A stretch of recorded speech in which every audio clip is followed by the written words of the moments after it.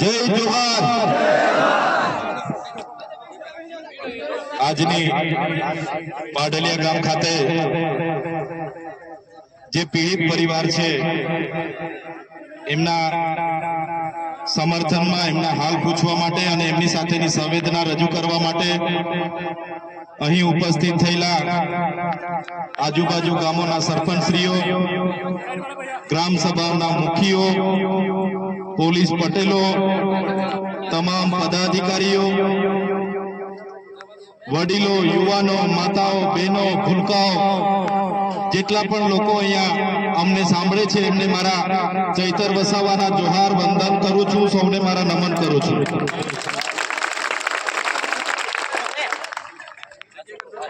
બે ત્રણ દિવસથી મારી તબિયત સારી નથી, છતાં તમારી જે ઘટના મેં મીડિયા મારફતે જોઈ, સમાચારોમાં જોઈ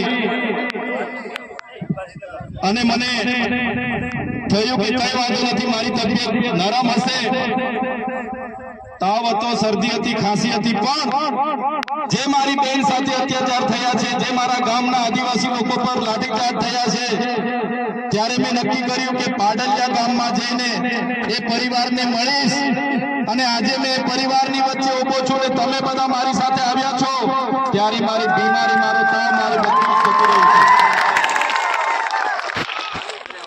સાથીઓ, આવીને મેં જાણ્યું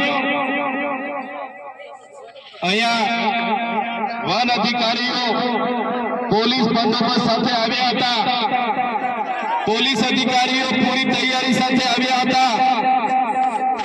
એમણે અહીંયા આવીને લોકો સાથે સંવાદ કરવાની જગ્યાએ લોકોને ડરાવવાનું, ધમકાવવાનું એમણે એ કામ કર્યું।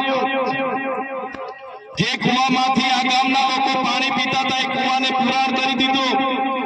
જ્યાં આપણે બસો બેઠા છે ત્યાં મકાઈના પાક હતા, એ પાકને પણ નાશ કરી દીધો અને વનીકરણ કરવાના નામે આ ડિસેમ્બર મહિનામાં પ્લાન્ટેશન કરવાના નામે આપણા લોકો સાથે એ લોકોએ ઘર્ષણ પેદા કર્યું। ગામના વડીલો, ગામના મુખીઓ, ગામના યુવાનોએ વાત કરી, એમની સામે બંધારણની વાત કરી। એમણે કીધું 18/4/2013 નો વેદાંતાનો જજમેન્ટ જે સુપ્રીમ કોર્ટે આપ્યો, સુપ્રીમ કોર્ટે પણ કીધું કે ન લોકસભા ન વિધાनसभा, सबसे ऊंची ग्राम सभा। ત્યારે આપણા મુખ્ય વાત કરી કે ગ્રામ સભાનો પાવર છે, અનુસૂચિત 5 વિસ્તારમાં ગ્રામ સભાની પરવાનગી લેવી પડે। આ વિસ્તાર પૈસા 1996 અંતર્ગત આવે છે।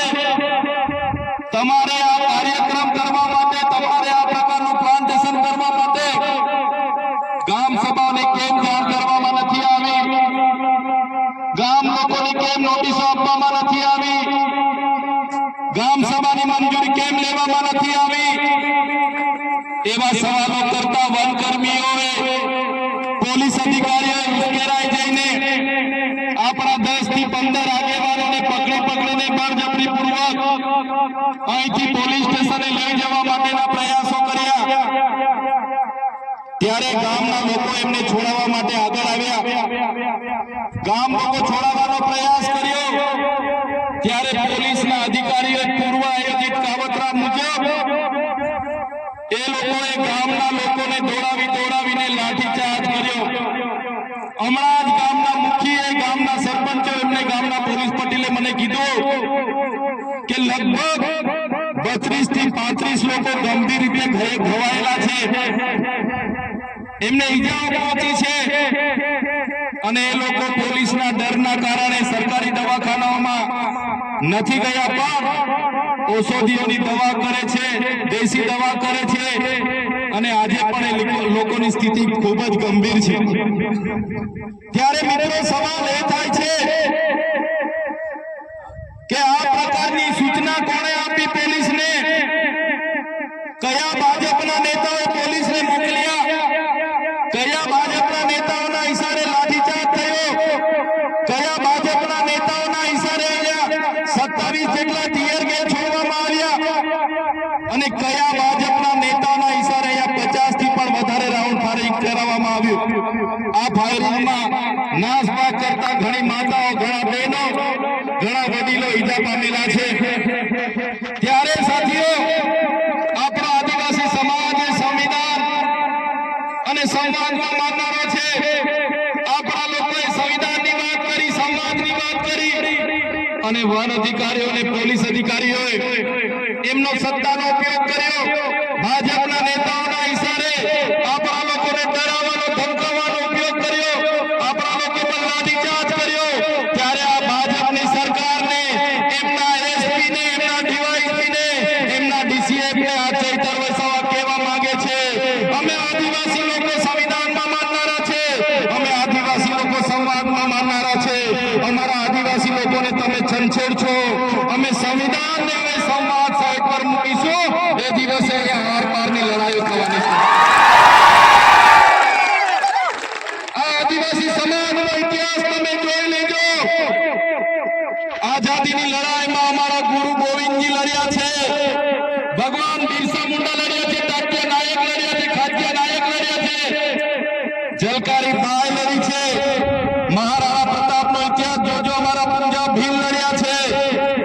ત્યારે આ સરકારોને અમે કહેવા માંગીએ છીએ, દેશની આઝાદીમાં પણ રૂપસિંહ નાયક જેવા લોકોએ અમારા સ્વતંત્ર રાજ્યની સ્થાપના કરી હતી।